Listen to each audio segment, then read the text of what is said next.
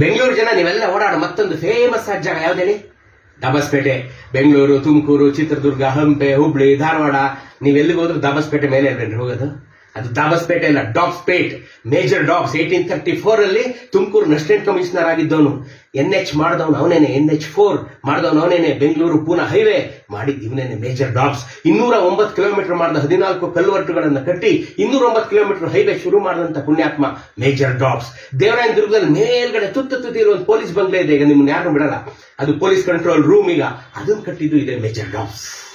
ಅದ್ಭುತವಾದಂತ assistant commissioner ಆಗಿದ್ದ, ಅತ್ಯಂತ ದೊಡ್ಡ ಪರೋಪಕಾರ ಕೆಲಸಗಳನ್ನ ಮಾಡ್ದ ಅಂತ ಹೇಳಿ ಮಹಾರಾಜರು ಅವನ ಹೆಸರನ್ನ ಊರಿಗಿಟ್ರು. ಆ ಊರಿನ ಮುಂಚಿನ ಹೆಸರು ಸೋಂಪುರ ಅಂತ ಇತ್ತು. ಆ ಸೋಂಪುರವನ್ನ ತೆಗೆದು ಡಾಬ್ಸ್ಪೇಟ್ ಅಂತ ಇಟ್ರು. ಕ್ಲೋಸ್ಪೇಟ್, ಡಾಬ್ಸ್ಪೇಟ್, ರಿಪನ್ಪೇಟ್ ಎಲ್ಲ ಬ್ರಿಟಿಷರ್ ಹೆಸರುಗಳು. ಡಾಬ್ಸ್ಪೇಟ್ ಇವತ್ತು ನಂಬಾಯಲ್ಲಿ ದಾಬಸ್ಪೇಟೆ ಆಗಿದೆ.